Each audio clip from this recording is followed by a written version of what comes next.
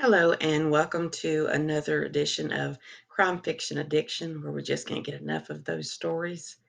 One of the things that I wanted to talk about today was what's the reason behind our need or want, or even if you want to call it addiction, to reading uh, about crime, whether it's crime fiction or it's nonfiction. Um, what's the reason behind the attraction to those things? And I think a lot of it is curiosity about how other people tick.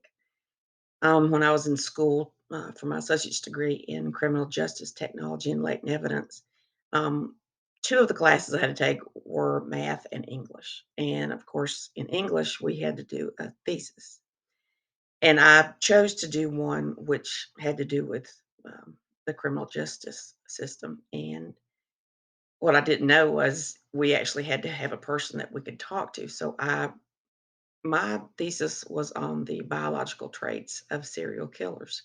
And thank goodness I knew a person that got me in touch with an actual profiler, and I did an interview with him, and he really gave me a lot of great information. But it's interesting to read, up on those things. What makes people tick? Is it something that, you know, is it biological that causes them to want to kill or become a serial killer?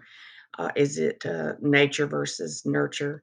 And it's really interesting. I think some people want to try to figure out exactly what makes people like that tick and how does it start, what kicks it off. And that can happen. Somebody can be perfectly fine and then have a bad traumatic event happen and it could set it off, or the way that they're raised, something that's happened in their childhood, things that they pick up in childhood, when they're being raised. Excuse me. Or it's just something that could be, you know, in them from the beginning. But it's a really curious thing. I think I see a lot of it on documentaries and in books, and people just really try to figure out. I've always tried to figure out what makes a person want to do what these serial killers do to their victims. How can they? I don't know how anybody could stomach half of what some of them do, but they do it.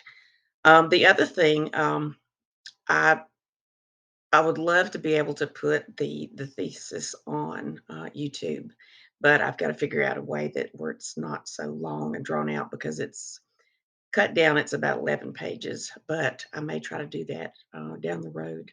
It's interesting, and I'm not saying that just because I wrote it. I really enjoyed doing the research on that. The other thing that I want to talk about is Tom, the character in several of the books, and he's gone on into the series. But Tom's character, the way I built Tom up, is he owns his own business. It's called a facility. We've never really given it another name, but he takes care of issues for people that normal individuals can't take care of. And I don't really want to give a whole lot of weight on Tom's ability, but we built his character up to where, I mean, it's his facility. He has places all over the world. He has a large amount of people that work for him and do the job for him. He's been involved in it also, and he takes care of things that people don't want to take care of. And some may label him as a vigilante or he runs something like that, but it's not. It's not. I didn't write him up to be that way to where you just go out and take care of business just because you want to do that. But he, in the books, he takes care of things for people that need things to change, go away, or change for the better. But I hope you enjoy Tom. I've enjoyed developing his character throughout the books, making him stronger, making him, more involved in the stories, and I will continue doing that. I don't want to, take Tom out of the stories because he actually makes them, for me, and I really do appreciate that, from him. But, I do hope you enjoyed Tom and his character. We have also, in the one that's going to be released in October, we have brought his daughter in, and she, actually works with him, at the facility. So, I hope you enjoy her and her character, and but, anyway, I'm gonna try to make a couple more videos. I'm just trying to sort of stretch it out until, the release time, which we've got a good ways to go, for the next book in October, and we're just now getting ready to turn into June. But, I'll try to make a couple of more videos, few videos to stretch it out. We are, ahead of schedule, but we don't want to release it until right at October, because it has something to do with October. So, but we're ahead of schedule, formatting right now, finishing up the book cover, the back part, and then we're just holding until it's time. Then the next book, of course, will not be due out until next year sometime. Trying to work on that a little bit at a time, especially with all the stuff that's going on with this book coming out in October.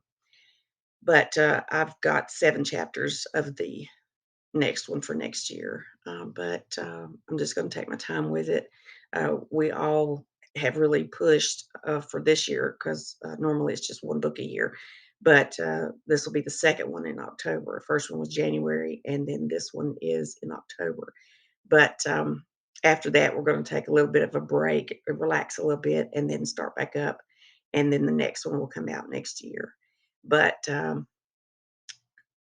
my advice, as I always say at the end, is, if you enjoy reading, don't give up on reading because it's a wonderful world to read any kind of stuff, and gain some insight from it, or just for pleasure, just to have an enjoyable evening reading.